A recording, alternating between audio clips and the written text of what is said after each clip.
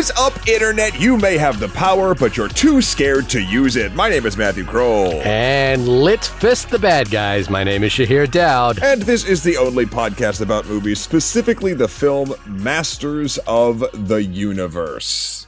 And this feels like it's a special one for you, except for the fact that you look extremely tired right now over this voice recording that we're doing. That is right. Let it not be understated how dedicated to He-Man and Masters of the Universe I am. It's currently 72 hours before my wedding, I think. I don't even know what time it is. If we sound different, dear listeners, it's because we're doing this remote. I'm coming to you from Maine. I'm in a basement. I don't know exactly how this will sound. I've tried to do some tests, and I've tested rooms and trying not to keep everyone up at late nights as I'm at my fiance's parents' house. And now I'm going to be yelling in their basement about He-Man and Skeletor, and this all feels very appropriate before a wedding. I would love if there was a split screen of you doing this podcast and then your future parents-in-law going over to Jamie and going, "Are you sure about this? Yeah, have you heard what he's doing in there?" Yeah, there's a lot of questions, more questions than answers, I would say. Shahir, how are you, buddy? I'm good, man. We are in the Augie days of late June right now, and I am prepping for some travel, one of which is to your wedding, where I can be a groomsman. I have brought my loincloth, by the way, and my large sword, which will dangle between my marvelous thighs, as Skeletor once said. That's right. So I am excited for that, other than actually being on a drive. And I just got off the phone from a friend of mine, or a friend of ours, actually, Zishan Aleem, who was asking me about the what was the best format to watch Disclosure Day on, and I was like, oh wow, actually I really hadn't considered that. He was asking me some questions about HDR, and I was like, I think for the most part, for most people, HDR isn't really gonna make a big impact on your movie experience. It's one of those things that is certainly a detail that is worth admiring, but probably for the general public is not something that really gets noticed, other than you might notice that it's brighter or darker. I said to him flat out, as long as you're in a decent theater with good sound, I think you'll be fine. The thing that I would shell money for is probably IMAX Odyssey tickets, which I'm woefully behind in purchasing right now. Right. Yeah. I would say HDR actually matters.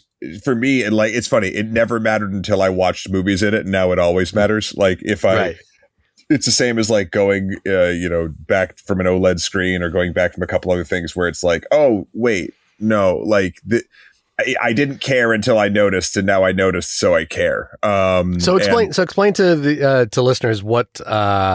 I can explain what HDR is mathematically, but what does HDR do for you? Well, it's just a high dynamic range, right? It's essentially makes your contrasts and your blacks darker and your not necessarily colors more vivid, but just sort of the luminance makes it everything feel like colors feel deeper because the luminance is richer. And there's different, I don't even know if I want to call it, maybe this better, algorithms or ways to encode or determine this information. There's standard HDR, there's HDR10, there's HDR10 plus, there's Dolby Vision. There's a few others, I'm sure, but they're all over the place. The Dolby Vision is what I have my setup at home for, at least for 4K Blu-rays. And ever since then, I've been absolutely spoiled. It's funny. I actually went out and bought a Sony Blu-ray player. I think it was the Sony. God, I'm so tired. But I bought a standalone 4K player before I was using my PlayStation. And the thing about the PlayStation 5 is, while I do really believe in its physical media drive, and I want to support physical media, it actually does support HDR, but not HDR10, and not something it does a weird thing where it just kind of butchers color spaces for physical movie discs. And I threw it in an actual dedicated player that had Dolby Vision and discs encoded for Dolby Vision, and it was night and day. It was Sinners. Sinners is what sort of threw me over the edge, because I put Sinners in my PS5 and I was like, ugh. And I changed all the settings. I fought with it for 2 hours. I threw it in the dedicated player with Dolby Vision. I was like, oh yeah, this is what this movie looks like. Right, yeah. So, but again, it's one of those technologies where if you haven't experienced it, you're not going to miss it until you know it's there. That's what I think I mean by that, is that most people aren't going to really see it. If you go to see Disclosure Day for the first time, you're not going to walk into Disclosure Day and go, "Ooh, the darks are really dark here, or the brights are really bright." Yeah. You're just going to notice the entire image, because really, what HDR is sort of a data, is the amount of data that is captured within a single frame, and the expansion of colors that comes along with that. Yes, HDR does look better, but it's not like a really noticeable thing. I still think that, the more bang for your buck things are screen resolution. So if you do see an IMAX screen, which isn't a proper IMAX screen, and for what it's worth, there are only like 15 of those in the United States, which is insane. You will notice the difference between that versus something like an HDR screen. Regardless, I saw, I do want to point this out. Masters of the Universe, directed by Travis Knight, was my first 4DX movie. No. It was the only screening available. My son and I went along to a 7 p.m. 4DX screening of Masters of the Universe. And I had always thought that 4DX was a gentle phenomenon where they put some smoke in the air, or they split you with the water every now and again. Nope. Kind of like the old days of carnival-esque filmmaking with, with smell-o-vision or what have you. This is like a little gimmick. I did not realize that I would be rocked around my world like a roller coaster in a 4DX movie when He-Man swings his mighty sword. I was not aware that any time they were traveling through space, I would be potentially suffering height-induced headaches because I would be thrown around in my seat. It was like Scary Movie, the popcorn was flying out of my bag, kind of thing. Does it still punch you in the back? The pistons that hit you in the back? I didn't experience that. I just felt like it was a roller coaster. And oddly, I didn't hate it, because my stakes for the movie were kind of this is that movie. I think if we were watching Killers of the Flower Moon in 4DX, I might be like, hey, I think this is not the right experience. But He-Man and the Masters of the Universe, sure, go ahead. Throw me around. I'm here for it. It might have improved my Mortal Kombat 2 experience for all I know. I don't know. I forget what movie I went to in 4DX, and it ruined the entire experience. No, you know what it was? It was Guardians of the Galaxy 2. Okay. And I think I remember because when you're flying in a spaceship, it tries to list you in the direction of the spaceship or whatever. But the problem is movies cut around shots and angles to spaceship. So you're just going, it just wiggles you, it never gets the feeling right. There's also a scene in Guardians of the Galaxy 2 where they're shot across dimensions, I think. And I remember Rocket Raccoon's face kind of warping in funny ways. And I'm like, this is an unpleasant experience for the character. Why would you want to make it unpleasant for the audience? Kind of thing. There was a scene where someone's getting shot a bunch. And that's what I remember, pistons just hitting my back. And I was like, what is... Okay, I don't know. I've never been back. I don't particularly want to. Where it actually, as a theatrical experience, really worked for me in Masters of the Universe was when they lit some smoke into the theater. And so what that did was, when the projector rays are sort of blasting from the back of the theater into the projector, there are these kind of rays being shot through the theater that are now visible, because there's in 3D rendering we call it volumetric light. They have something to actually go through, and it happened as he was receiving the sword, and so the sword was kind of reflecting throughout the entire room, and it was okay, look again. I don't think this is a Killers of the Flower Moon or One Battle After Another or even Sinners kind of experience, but Master of the Universe, I was like, yeah, sure, I buy it. Right. It kind of plays. Sure. What's your sort of history with this sort of franchise in general? It's been, this is a 40-something-year-old franchise at this point. Yeah, we talked about this on our Desert Island film, because I also grew up with the Master of the Universe as both the cartoon, the toys, and the Gary Goddard film, I think it is. And by the way, we did mention on that episode that Gary Goddard has been accused of serious crimes, so we don't want to let that slide. But I am of prime age, so what I would love to do is kind of go through a little bit of the backstory around Master of the Universe, which I don't think we've done. Have you ever watched the Toys That Made Us TV show on Netflix? Yeah. So I'll just kind of go through a little bit of the backstory there, which is fascinating because it's a really good insight into how we as audiences will make mythologies out of things that ultimately were just darts thrown at a board. And that's really what Master of the Universe was in a lot of respects. The sort of backstory here is Mattel was kind of reeling from the fact that George Lucas had sold Star Wars toy option rights to another company, not Mattel. I forget which company it was right now.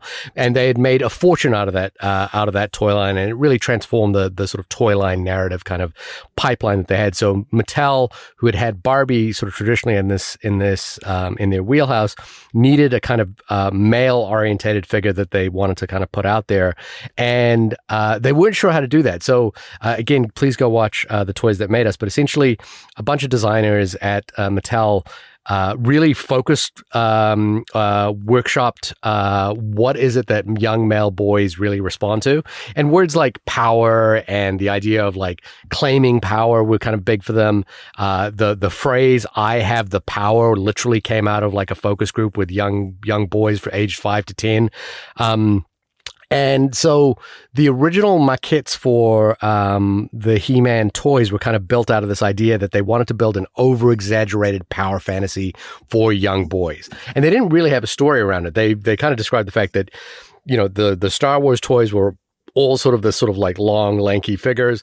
G.I. Joes were the same, Mask, anything else was that kind of thing. But they were like, well, we want to actually place onto the toys the musculature that you kind of see in a Arnold Schwarzenegger, who was already popular at this point for Conan the Barbarian. They were also trying to get Conan rights as well, and they could not. They couldn't get the Conan rights, but they were like, we want to do something in that world. We kind of, and then at the same time, they were like, we also see the value of somewhere like Star Wars, which has this kind of fantasy element to it, and it's also space and technology and, creatures and what have you. And there's a really, like all sorts of wacky stories about how this all got put together. Lots of people competing to say that they are the ones that, created He-Man. But like, the famous story is that they needed a vehicle for He-Man, and they didn't have one. But they realized they still owned the rights to not G.I. Joe, but it was like Johnny something else. It was like another cartoon character that they had. And that character, there was a lion, because this character would go on safaris, and there was a lion that they had. And the way the models were designed was the lion was like the same size as He-Man. And they couldn't like change the production run. So the developer was just like, well, just paint the lion green or something like that, or give him something. And it was like, put a saddle on him, I believe was what. And then put a saddle on him. And that's how Cringer and Battle Cat came about. It wasn't really because they were thinking about a storyline to go with it. It was more like, well, this is something that we have. Let's just put it together. And then famously in the first meeting that they had, when they were talking to Toys R Us, and another competitor at the time, they were like, well, what's the story around this? Like, what is the property around this? And initially they said that they had comic books, which they would package. I don't know. Did you ever have those comic books? Yep. The He-Man comic books? I had those as well. And they were pretty amazing. I think they were pretty, fairly dark and grungy, and, Adam didn't exist yet. Yep. It was more He-Man traveling around a sort of almost prehistoric world where these like mythical creatures live, but that was about it. But it was based on like both the Turok and Conan the Barbarian kind of style of drawing at that point as well. And then I found this hilarious as well, is like the first toy manufacturer was like, well, this is great, but 5-year-olds don't read. And Right. So what are we going to do for that? And that's when the idea of putting out a show with Filmation came about, and Filmation, started producing the show, and that's where they developed, and they kind of really softened the edges of what He-Man was. Well, they and the Reagan administration for essentially deregulating the ability to turn children's television into advertising. Exactly, but the odd thing was that is essentially what it was. Like Transformers, Barbie, Mattel, and He-Man were just kind of like ways to sell toys. Like it was the narratives weren't really, they were formed after the fact. The interesting thing there, though, is it's something that I think a lot of, I guess, franchises now, although it's sort of selling different things than toys, or it can be. But I think the interesting thing is, well, the stories that G.I. Joe and He-Man and all that, even the watered down Ninja Turtles, because Ninja Turtles did have a more complex, gritty story in the comics. It was very dark. I had those original comics, the Larson ones. Laird, but Yeah, but the interesting thing is what they lacked in narrative and complexity, they really did make up in dynamic and memorable characters that you could glom onto just enough. Like there was just enough behind them for you to glom onto them. In fact, I would posit the most recent franchise or IP that has done, at least for a while, what a lot of these toy lines did for popularity based on character and not story would be Overwatch. It's not a toy line, of course, but it's a hero shooter. And what they did, like, I think the mythologizing of the characters that they sort of present and put out there is just enough lore to get you hooked into who these people are, and they're designed cool and they look interesting and different. And they're not giving you like full blown backstory, everything around them. It's just like, here's Ram Man. And Ram Man does this. And you're like, oh, cool. That's a signature move. Yeah. Ram Man looks awesome. So like it's interesting and like marketing exercise. Yeah, and it's all and I think what's fascinating about it as well is, again, coming back to that idea, is that we then constructed entire mythologies around it, or became the power mythology that they were really working towards, the idea that He-Man was like reclaiming power as a boy. Superman, it's Shazam. We attached to it as well, and it became the mythologies that we really worked with, and we really invested as kids. We were really invested with them. The other point that like younger listeners of this show might be just not aware of, or like would be fascinated to know, is that the run of He-Man was really short. It was 82 through. Yeah, 82 to 87 basically was it. And in that time, that went from a $10 million property to a $400 million property to, like, I think they made close to $1 billion at one point, and then sales just plummeted. And He-Man, was out of the ether by 87, or right when the first live action movie came out. Exactly when the first live action movie, and the live action movie was, as we've discussed on this film, not without its charms, and particularly a sort of great performance from Frank Langella, but a fairly badly made, particularly badly performed film that had unique charms. I actually don't. I don't agree with those two. You don't like it badly performed? Do you think Dolph Lundgren's really doing it? I think for what the property is and what they were given and the budget that they had, I think they did a very, very good job with what they did. We can go back and listen to my thoughts on that movie. It's one of my absolute favorites to watch. I will eventually. I'm waiting for I think Arrow is doing like a full giant box set thing for that movie soon, so I'm waiting for that. Yeah, it is. There's actually a couple of box sets around it. I think the thing about it, and it also features an early performance by the way, from Courtney Cox, and has some really interesting ideas about like music mythology from memory, like the actual instrument that they hold, the cosmic key. The cosmic key, yeah. But look, if you're comparing it to what their ambitions were, which was like making something that lined up against Star Wars, it falls far beyond the pale in terms of that. Oh yeah, storytelling is not the same. Yeah. So it is a short run franchise, and famously with this film, that has been in development hell for about 20 years now. There have been several attempts to try and make this. The last one that I was aware of was when Noah Centineo had been cast as He-Man, and at the time I was like, oh, I don't quite get it, or I don't see it. But now watching this iteration of the film, I kind of do get what they're getting at, and an interesting sort of like tangent thought in my brain was, Mattel's marketing push for feature films in the last 5 years really did kick off with quite both an exponentially underestimated success that came in the form of Barbie, which produced I think a $1.4 billion return or box office receipts, Oscar nominations, and one of the sort of more significantly cultural movie-going moments, probably of the last 10 years or so. And the thought that I had in my mad brain when I walked into Masters of the Universe was oddly the Alfred Kinsey report that came out in 1956. Have you ever heard? Do you know who Alfred Kinsey is? No, not off the top of my head. Sexual health researcher. There's a movie about him where Kinsey was played by Liam Neeson. It's actually a very good movie. I think it's directed by Rob Corddon.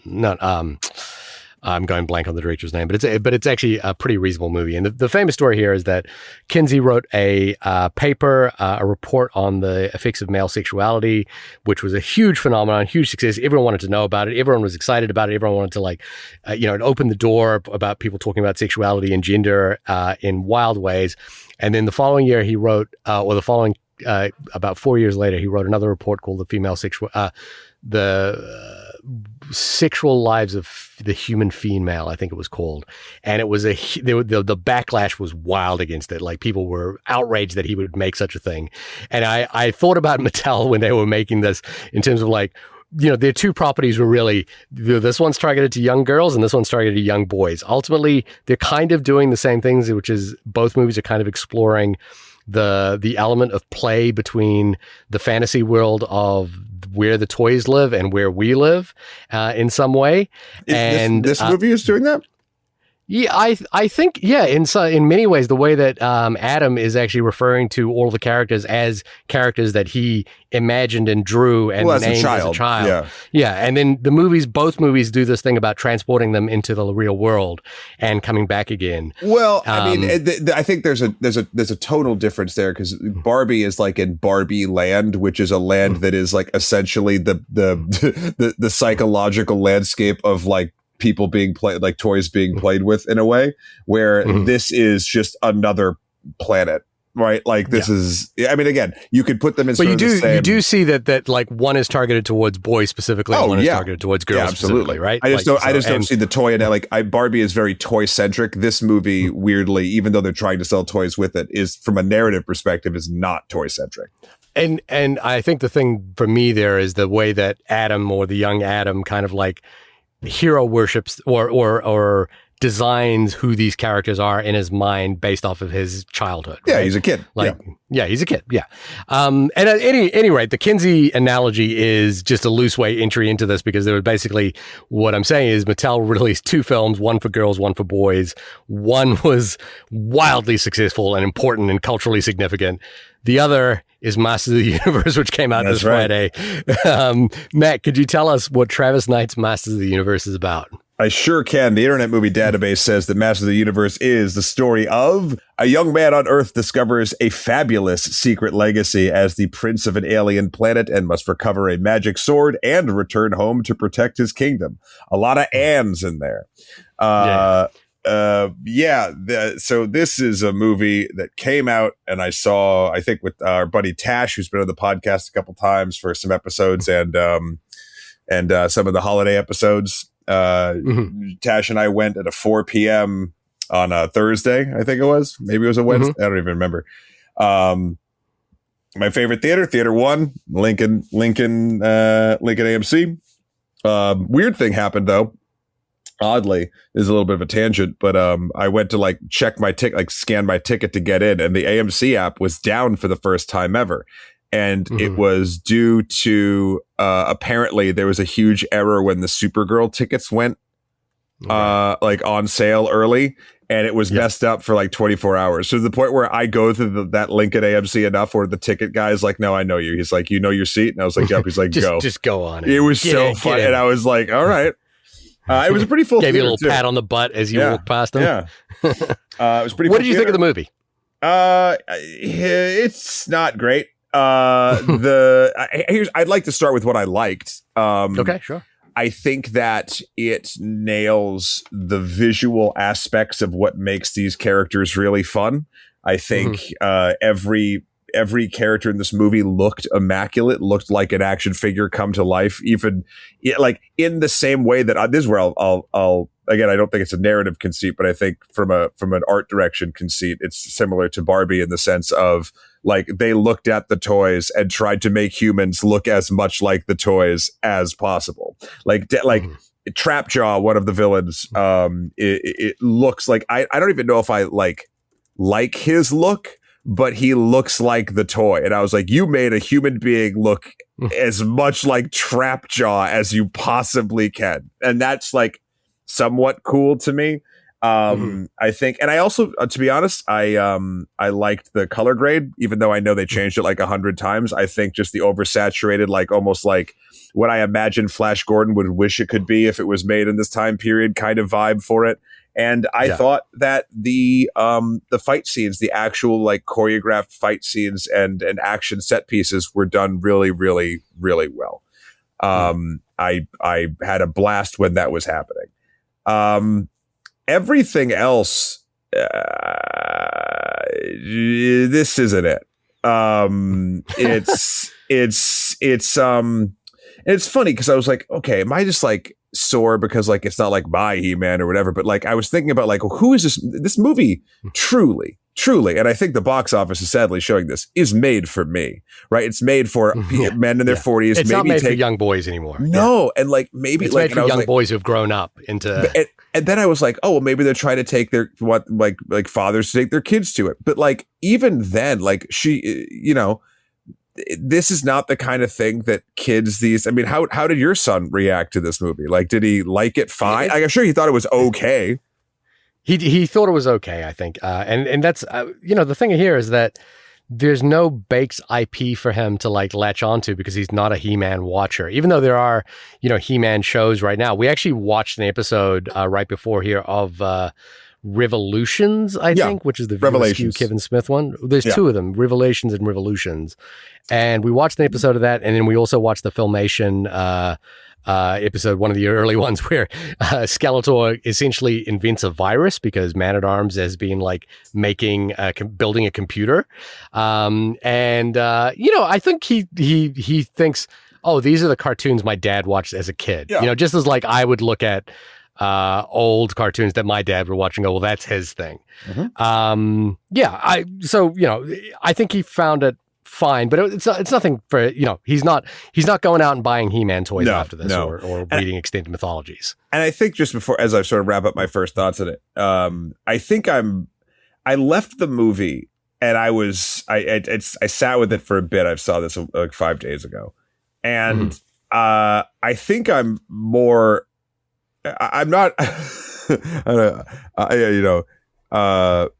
the phrase, I'm not mad, I'm disappointed.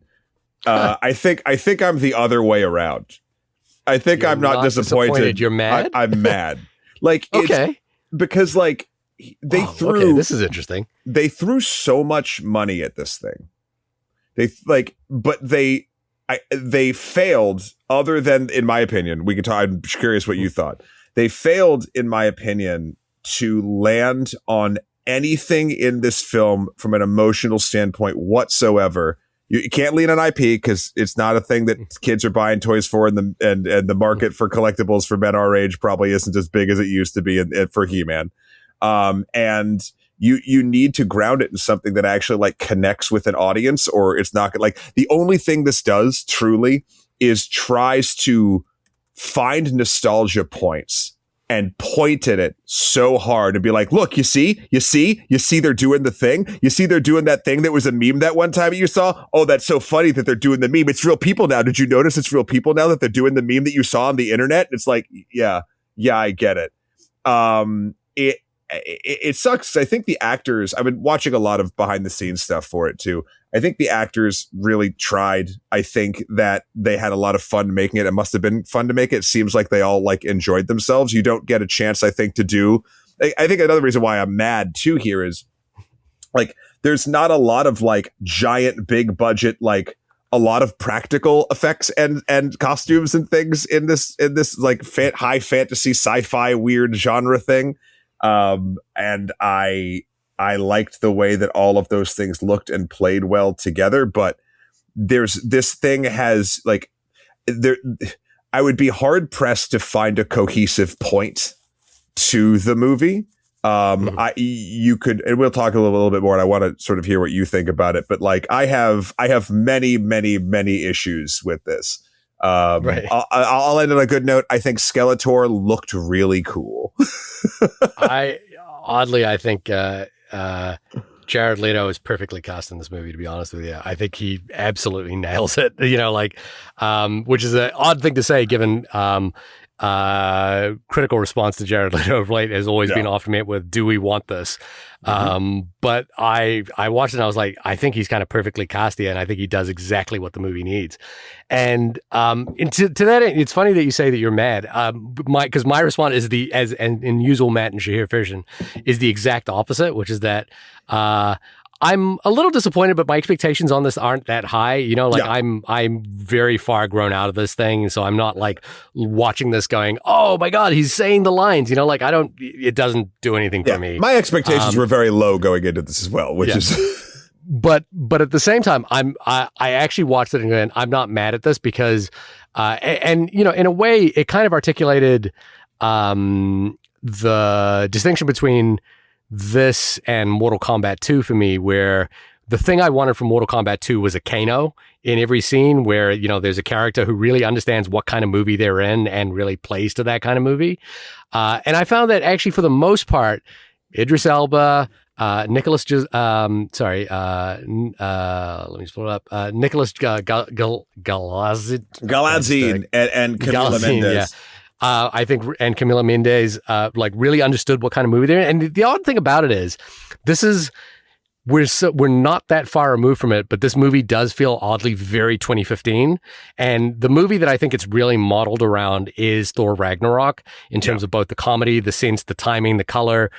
Everything about this is like, we are, that is our model for success, is like Thor Ragnarok.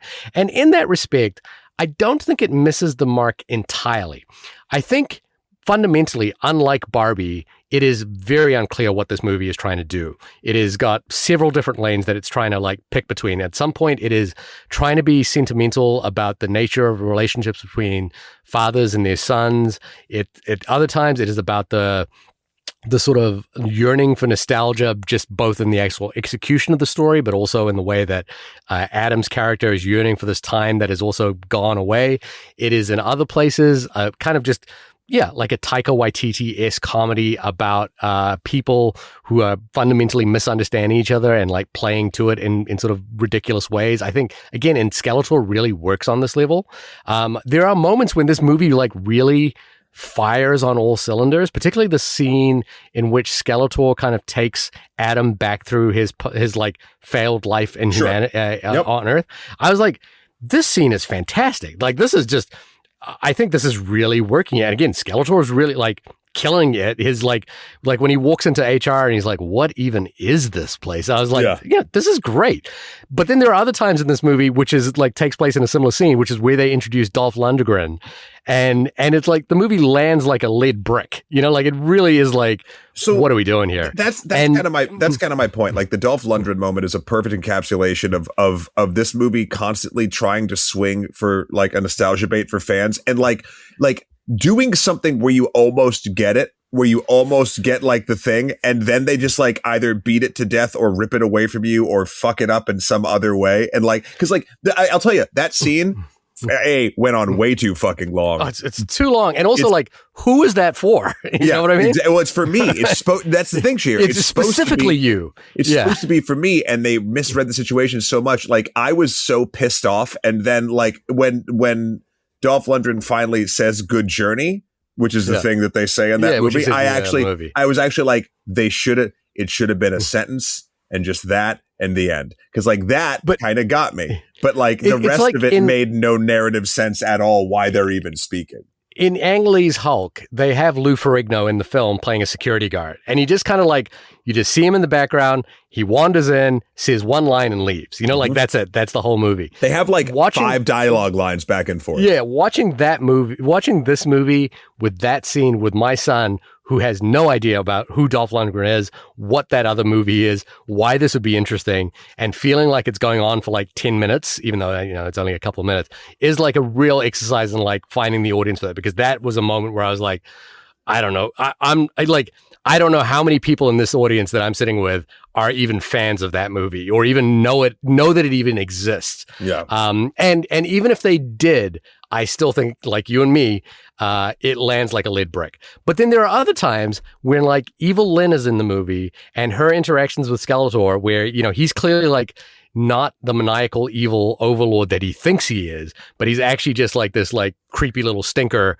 who kind of sucks, See, and everyone kind of knows it. I thought Like that's when the movie actually plays for me. You know, I thought those moments were handled so poorly as well. Like I like the way that like a piece of comedy works, in my opinion, with a megalomaniacal supervillain type character who's like the quintessential popular version of this is Dr. Evil, right? Like Sure. Dr. Evil in the Austin sure. Powers movies works so well.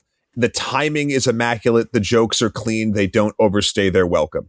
Every time they did something with Skeletor and Evil Lyn, it felt like both it went on way too long and they didn't utilize Alison Brie nearly enough for what she's great at.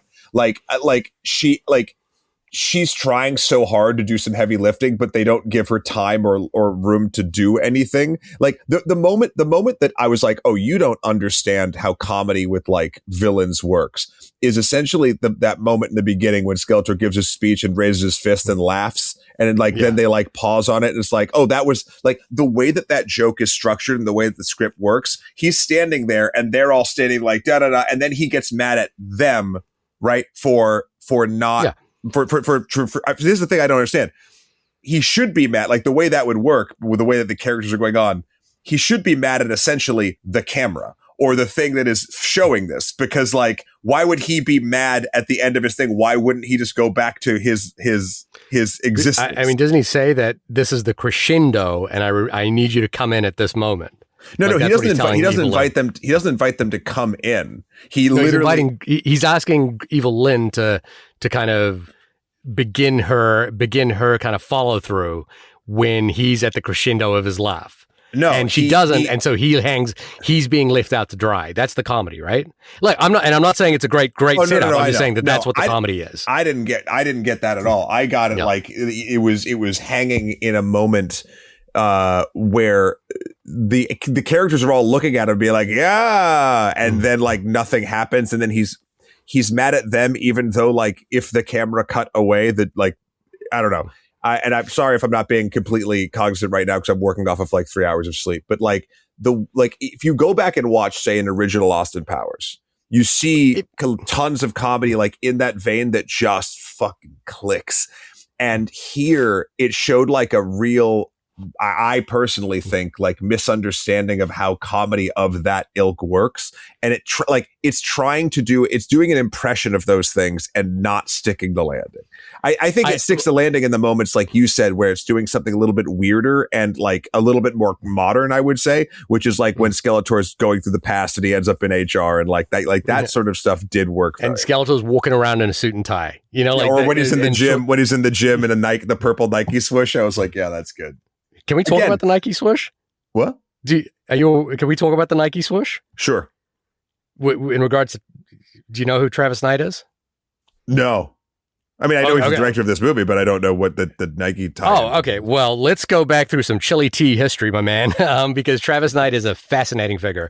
Really, really quickly, Travis Knight is the director of Kubo and Two Strings. Bumblebee in this was also the former head of Leica Studios, which was acquired. It was previously called Will Vinton Studios, and he was an animator there. Incidentally, Travis Knight was also a rapper in the early 90s under the name Chili T. A couple of his old tracks aren't that bad. It's in the sort of Snow, Vanilla Ice kind of vein. But his family, in an aggressive action, acquired Will Vinton and turned it into Leica Studios, where he was an animator and eventually became the head of the studios. And the reason his family was able to acquire it is, I guess, for example, his family is so famous that Ben Affleck played him in a movie once, played his dad in a movie. Travis Knight is the son of Phil Knight, who is the founder of Nike. So when you see that Nike swoosh in there, I was like, that's the thing. Obviously, this sort of billionaire child of a billionaire, like navigating these worlds is really fascinating. Playing with the most expensive action figures one could possibly do. And there's something interesting, I guess, in the way that Adam and his father are kind of navigating their roles and expectations, given, like Adam is essentially like the Prince of Eternia, the keys to the kingdom are handed to him. Like this is the other interesting thing about Adam as well as a character. Like it's fun watching the old He-Mans because he's just this, I mean, he's kind of a Nippo baby whose powers are given to him without effort. You know, like that's the thing about Adam. It's not like he has to like, you know, work out in order to get really, really strong, and the power is within him always. They're handed to him. His muscles grow at the whim of an incantation that he calls. You know, like it's not because he's actually working hard or anything like that. So that's a funny thing about him, anyway. But yeah, I think there's some interesting interplay with, you know, essentially what Barbie did for women entering like the real world. There's some interesting ideas here about young men trying to figure out what the roles of their fathers had wanted for them. So it's not well executed. Don't get me wrong. It's not well executed, and it is not Barbie. And it is a really good indicator about like the choices that studios make on hiring directors. Because Travis Knight on paper, again, from the success of like Kubo and the Two Strings and Bumblebee, kind of makes sense on paper for this kind of film.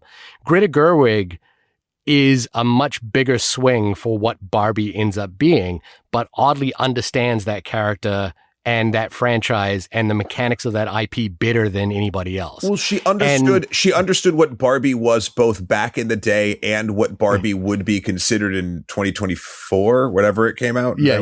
And that's 100% correct, because, you know, Travis Knight I think is actually pretty skilled. His Bumblebee film is quite good. You know, like he's picking up the reins from Michael Bay and sort of transforming it into something a little bit more earnest. I see what you did there. Yeah. And then in the case of, you know, Kubo and the Two Strings is extraordinary. So I think this all makes sense on paper. And I think for me, there's a couple of things here. One is that each of those individual lanes, the kind of the Thor Ragnarok comedy, the sort of somewhat sort of playing with the idea of like, why does it matter to hang on to our nostalgia? What does it mean for our relationships between fathers and sons? What does it mean for like boys and dads? There's sort of like interesting lanes, but the movie can't really decide on it.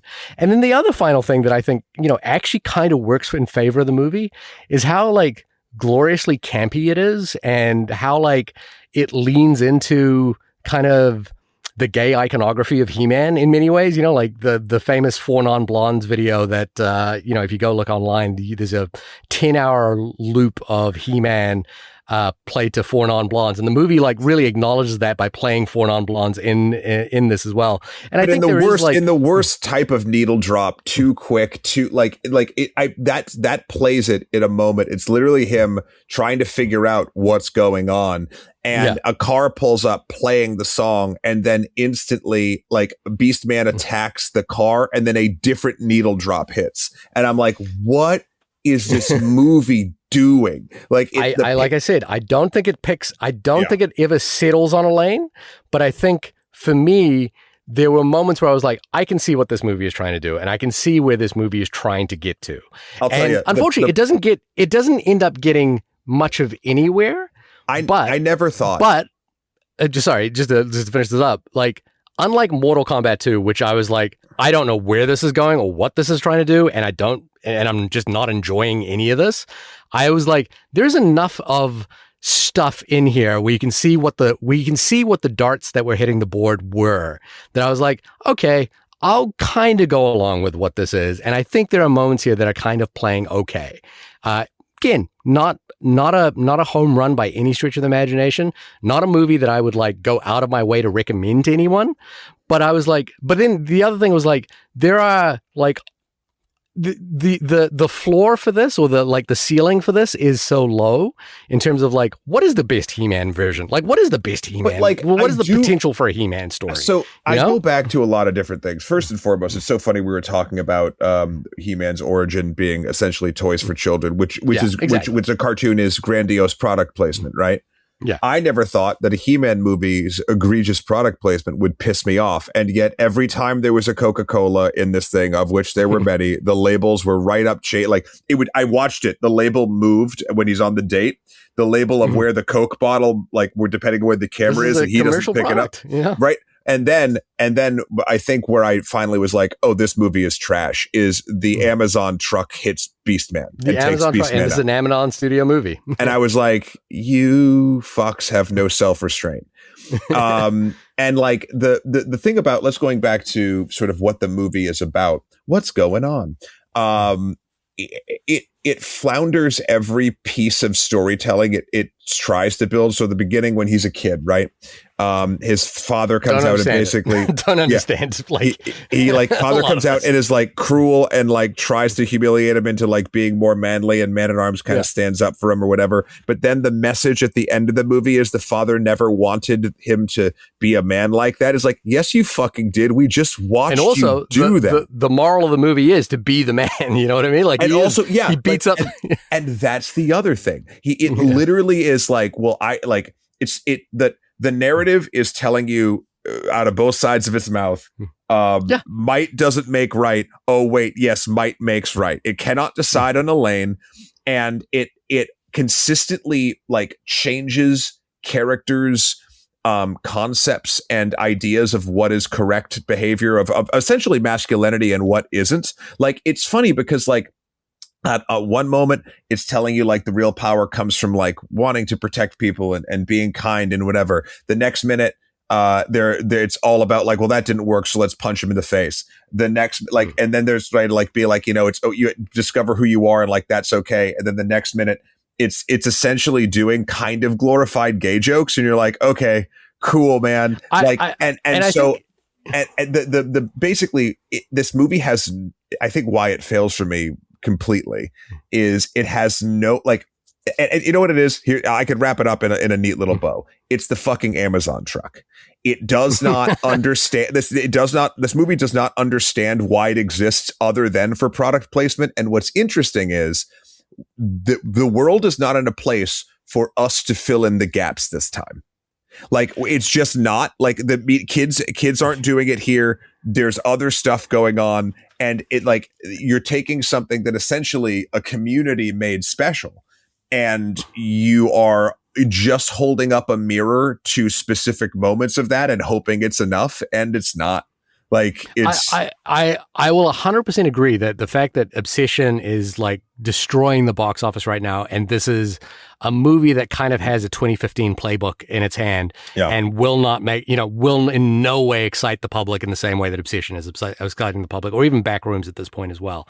I think is very, very valid. Like, this is just not that. It is a very old 2015 playbook, but the thing about it is, what I come back to, and is that the ceiling for He-Man is not particularly high, and I don't think that what they do here is reaching for anything other than enjoying the characters for who they were at the beginning. And this is like really based on the Filmation version of this, not the original toys themselves, not the way that kids played with the toys, which is what the Lego movie and Barbie movie does.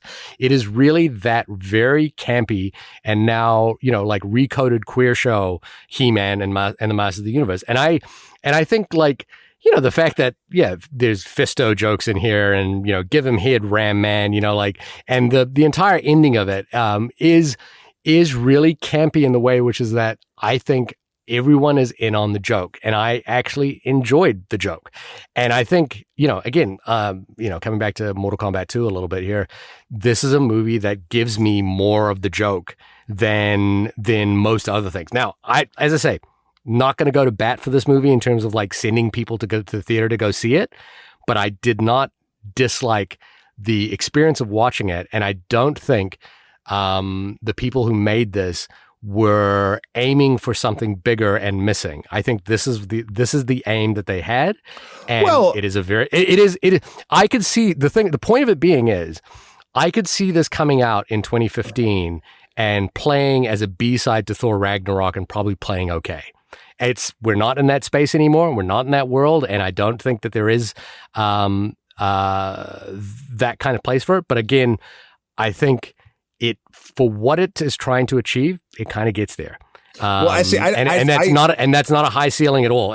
I disagree though. The origins of this are just like a campy toy. I very much disagree. What they're trying to achieve is essentially make a truly, again, Amazon truck. They're essentially trying to make a product that will sell, and they are failing. This is from the son of the Nike founder, by the way, just again, so we can clear that up. But it failed. Like, it is not doing well at the box office. It costs so much money. Like, and I think to say that they reached where they were trying to reach, they absolutely did not.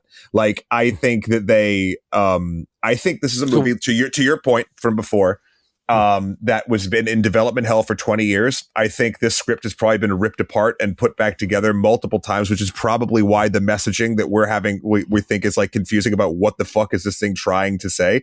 And like, I don't think that a bar being like the bar could be high or low or in the middle or whatever, but you have to kind of like, and again, I'm glad you found joy in it. I found joy in a lot of the sort of like visual splendor of it, I guess. But like, I think there are like, say what you want about the 87 movie. Like, there are characters that feel human that I actually can relate to on a human level of when you watch a film and a character is going through something in that movie. In this movie, there is not a lick of humanity to be seen, and I think that's the other reason why recursive humor about just like calling out memes and I understood that reference isn't enough. I mean, we're seeing it right now. It's definitely not enough to balance a $200 million movie. Like, you know what it is for me is Nicholas Galzatine. Is that how I'm saying? I apologize. And he does. I think he does a good job with what he's given. I think to anchor the film around that performance and what that performance is trying to do, and the kind of like insecurity that he has, even as he becomes He-Man, I think is endearing and works. And then again, it's also counterpunched by Skeletor, who's kind of the opposite, which is that he's incredibly confident but also insecure. But also, they make Skeletor they make Skeletor specifically not a character. And the interesting thing but this is so, it's literally undercutting any possible movie in this. There's a bit of movie in this if you take the entire mythology of Skeletor being like a failed, someone who's been expelled from the Royal Guard and trying to take it over. Like, that's probably a bitter movie. That's not what I'm talking about. That's not what I'm talking about. Like, what I'm talking about is it actively turns the fact that they have no character for Skeletor into a joke that fails. Like, I don't care what your character is. I don't care how you want to read, no pun intended, skin Skeletor. Like, that's fine. Do something with him. And this movie is like, you know what'd be funny if we did nothing with him. Oh, and why is he evil? I think that's a reach for. I think that's a reach for. Again, a very poor reference because the other version of this works so exceptionally well, but a reach for the Joker, in terms of like. The sort of interesting part of the Joker is that we don't understand what his motivations are, and he is just a sort of mixed bag of stories. And but there's a moment in this where there's a moment in The Dark Knight, they never make that a joke. They never pointed it and say, look at how stupid and inconsequential this is, Joker. Like, that's not what they do there. But that's because this is also a comedy. Like, The Dark Knight's not a comedy. This is. Right. But this is not funny. Like, that's my point. Like that, like it's interesting that we're having like the exact opposite reaction to Mortal Kombat that I'm remembering right now as well, which is really fun, which is really fascinating. The difference is the properties that it's based off of. And the pedigree in which that it comes from, and Mortal Kombat understanding where it, in my opinion, where it lives, and again, also a monetary failure. Mortal Kombat understanding where Mortal Kombat sits in 2026, and being for at least I think a group of people that were very vocal about the 2021 movie and what they wanted, right? And then they redid it that way. And this movie is more successful than that, but still didn't do what it needed to do. Where this, again, I think it is true. Like, I don't think they have any idea who this movie is for. So they threw everything at the board and going back to its toy roots, they did not they didn't have the focus group to get them into the place where they needed it to be. Well, and I think the reason I brought up the Kinsey study to begin with as well, is watching this as a companion piece to Barbie, and thinking about the production, Mattel as the sort of origin of both of these two films and thinking about both the markets that they're trying to hit here.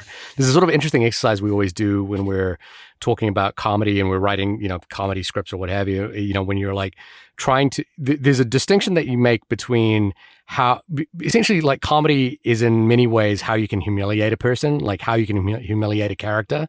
That's where comedy can be one of the places it comes from, but you have to be very delicate about it for if you're humiliating a woman, if you're versus humiliating a man. There's just two different games that you're playing there. Like with a man, this is really one type of comedy. Yes. Yeah. This is one type of comedy. And the thing about thinking about what this film is in a comparison to Barbie and putting these two films out is that Barbie has both a clearer understanding from the writer and directors, Noah Baumbach and Greta Gerwig, in terms of where that property can reach for and find meaning and have purchase in that meaning, because it is about women who don't have a voice and don't have a space suddenly finding that space. And they find a clear antithesis for that in Ken, who, becomes, sort of an embodiment of toxic masculinity. In this film, there is some play towards this idea that men ultimately, there's a sort of really good point here, which is that in Barbie, the sort of final moment of that movie is her becoming a fully realized human being, where she has to visit a gynecologist. And, she's becoming a human. It's the Pinocchio story. She becomes a real person, right? In He-Man is the inverse, which is a boy's toy, which is that he essentially like his actualization and full realization is going back to Eternia and like going back to all the toys that he like all the things that he believed were his playthings as growing up and becoming more he didn't believe they were his playthings. Child he version believed of they were himself. the people he grew up with, but he didn't know their names. Like that was kind of it. Yeah, but then he doesn't change that world. He basically recreates that world to be the world that he wants, right? Like the world that he came from. It's not like he in some point in the middle of this movie, he's like, there's a sort of moment where he's trying to introduce the ideas of HR into the battles for Eternia. And it has no purchase, right? Like it has no place in this world. And I think there's something interesting in that idea, but it's not a movie. Like I really want to make this clear. It is not a movie that is reaching for that idea. It is just one of the 20 different ideas that are thrown at the wall here that kind of have some loose inkling of something that could be good, but it's not really. And more than anything, the thing that just kind of plays for me is that every actor in this movie kind of knows what movie they're in and plays really well within it. Like Idris Elba, for my money, kind of like really understands what his man-at-arms is supposed to be and plays well within it. Again, I do think Jared Leto kind of steals the show here. He's fine. And like really understands who his Skeletor is supposed to be and plays it exactly as it needs to be. And the movie doesn't. And also interesting thing. And also Adam, He-Man at the center of it, like really understands who that character is and who it needs to be. I think the difference, I think that's where we're going to intrinsically disagree. Well, I think all the actors kind of do, but I think the movie doesn't let them do it. And I think the movie doesn't understand what it wants the movie to be. The reason why I'm okay with Mortal Kombat being schlocky fun is because I am absolutely sure that feels like what the movie is telling me that through and through. This movie, Master of the Universe, is telling me multiple times it's trying to be multiple different things and then showing me something different and saying, no, I'm actually this now. And I'm like, what are you like? And then an Amazon truck. You know what it feels like to me is like a kid playing with their toys. That's really what the movie feels like. And I don't want to watch a movie about that.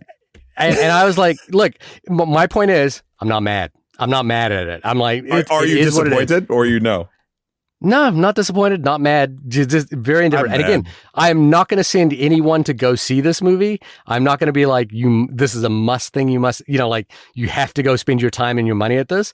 All I'm saying is, fundamentally, this had enough stickiness to it, enough like to hold on to kind of just get you through the 2 hours. And as far as an experience goes, that's what I wanted out of a Mortal Kombat. And it's not what I got. Like in Mortal Kombat, I got this sort of very self-serious thing about like what the Mortal Kombat was, and with a few jokes sprinkled in that didn't really play for me.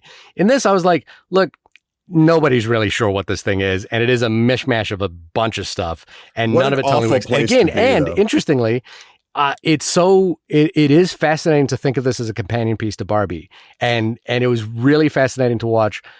I think one of the sort of strongest lessons there is like the value of a Greta Gerwig, because the thing on paper, a Greta Gerwig is like, she's not an IP person. She's not a person who's like, I'm making commercials in my spare time, and I'm I'm the best product marketing person in all. She made Lady Bird before this, and she made Miss Americana. Her and Noah Baumbach made those two films, and it's like, but oddly, those two people know and understand how to transform the IP into something meaningful. It's what an adaptation is. This is a film that doesn't, This is the sad thing about it. This is not an adaptation. This is, it is by definition, but like it is not a successful. Yeah. It is not a successful adaptation. It is not a expansion of the world. It is referencing things we've seen before in a higher fidelity. And I think the reason why I did want to, I'll sort of wrap up my thing here. The reason why I wanted to use the quote from Skeletor from the beginning of this movie is, you may have the power, but you're too scared to use it. Mm-hmm. It's funny, the way that you describe Travis Knight's history and being the son of a marketing guy. Being son of the founder of Nike. Yeah. It all, like, and with the Amazon tie and everything, like, this whole thing to me feels very, as a person who in this specific world doesn't understand the proper balance between marketing, product placement, story, emotion, pathos, and character development, and mashing action figures together. Like, just does not click. And this movie feels like it is like 9 movies slammed into one from a tone perspective. Mm. And it's just like, if it had just picked a lane for me, like Mortal Kombat picked a lane, I know it didn't work for you, and that's totally fine. But like, I respect picking a lane far more than just being like, welp, we shot all this stuff. I think as a reminder of what I think it was 2015 when Thor Ragnarok, maybe a little bit later, 2018 when Thor Ragnarok came around as well. It's like a good example of like what makes Thor Ragnarok so well, because Thor Ragnarok is essentially trying to reconfigure Thor in the same way, which is that, there were these self-serious Thor movies that preceded it. And then Taika comes along and has this really, really strong understanding of like how to play this character, but also let the audience know that we're in on the joke. And for me, I think the sort of triptych of performances at the start through this film really do that. And then there, like I said, there are moments that land like bricks through a window, like the Dolph Lundgren thing, which is like the worst example of nostalgia gone wrong, because it's misplaced nostalgia. And things like the Amazon truck didn't bother me as much, just because it just happened so quickly. And I think you could just be forgiven for not, like, Amazon is ubiquitous in all of our lives anyway. And it's like, well, it's just there. Same with the Nike thing, like, if no one knows that this is the son of the founder of Nike, it's just sort of like a funny little sight gag. Well, so the difference is that gag works regardless of whether you know that or not. Like that, that's the thing. Like, he's just in gym wear at that point. You're like, that's funny. Skeletor's wearing a Nike shirt. And because Nike is so ubiquitous in our life, that's what he would be wearing. Yeah. And then, but I think, as I sort of said before, the triptych of performances at the center of this, the sense that this is hearkening back to that kind of like even going back further to what, the origin point for Master of the Universe was in 1982, which is like, we need our Star Wars competitor. We don't know what our Star Wars competitor is.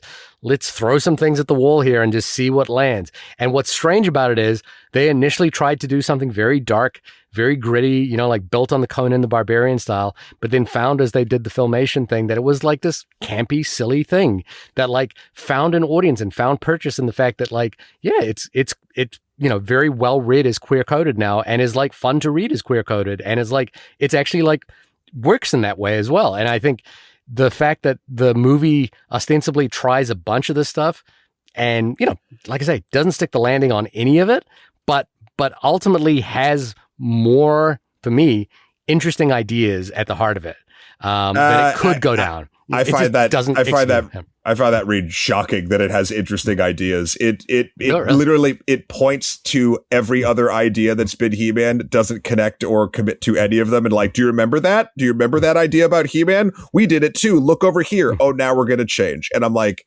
neat. Like, it's literally like, you could show different clips of this film on TikTok and it could read as like 5 different movies. Like, it's 100%. It is such an uneven, like, I had no latch point whatsoever. We can go back and forth this a lot. Again, I think the other thing just one final point here is that it's not resonating, right? Like we're just not in a world where this kind of movie exists anymore. And I, there's another part of me that's kind of like okay with that as well. I'm convinced that obsessions and backrooms, these sort of challenging like low budget movies are kind of like occupying more of the primordial space for box office than this is. Is it real? At the same time, I'm like, fine with that. A Thor Ragnarok or a Barbie, I still think things like that, when done correctly with a filmmaker that actually has like a vision and wants to do an adaptation, not just a Leo meme, I understood that reference. Like, you can do that still. I don't want it to always be that. And I love that these other smaller films and these sort of more lean and hungry filmmakers are kind of getting in there to do it. I just think with, you're given a nearly a $200 million budget. You should know what your movie is, in my opinion, before moving forward with that. And I know I keep harping on it, but the Amazon truck is such just a perfect visual analogy of like, oh, that's what's important. Cool. Like, and it's just, it was a real feel bad time at the movies for me. So for me, the moment, like the Amazon, I'm just using that as a I understand, and I understood that reference, and I can understand exactly why that reference is. It happened so quick in passing that I'm kind of like, forget it. Like, to me, that moment that you're describing is the Dolph Lundgren moment. It's like that is the moment that you're describing, which is that it is leaden, it is poorly timed, it is pointing to something that doesn't need being pointed towards. My saving grace for that is it happens at the beginning of the movie, and by the time we get to the end of it, I've forgotten that it even existed. Most of the movie I've forgotten by the time it even existed. It has 3 post-credit scenes that are all terrible. And they're all in the sort of like 2015 model of how to do a post-credit scene, which is now like we're going to they're revealing Orko, another movie, character they're revealing another character. Yeah. And then, we're going to reveal, and I'm just spoiling at this point, we're going to reveal She-Ra. Oh, cool. Neat. Yeah. We've got She-Ra, we got Orko, and we've got the return of Skeletor. Evelyn grabbing his skull and doing whatever. Yeah. Anyway, this movie's not it. Again, there's visual, I think, delights to have. And I think people are trying really hard. And for once, this box office poison is not Jared Leto's fault. That's wild. It's wild to me. Like, I think, like, what works so well here is you don't see Jared Leto's face, and it's just like this voice, and it's like, and you can see like he's also like toned and trimmed like a 2000s Brad Pitt's Tyler Durden, but Skeletor as well, which is like part of the insecurity. I think it's fun, like it's a really fun play on this character. Yeah, I just wish the movie supported it and did anything with it and said a goddamn thing, but it doesn't do any of those things. And it's just sort of here. I'm not expecting that out of Masters of the Universe. I wasn't expecting it, but I was expecting almost like a milk toast story that made like some cohesive tonal sense, and this just didn't do that, which is like such a low bar to clear. This is like third screen viewing. It's kind of depressing.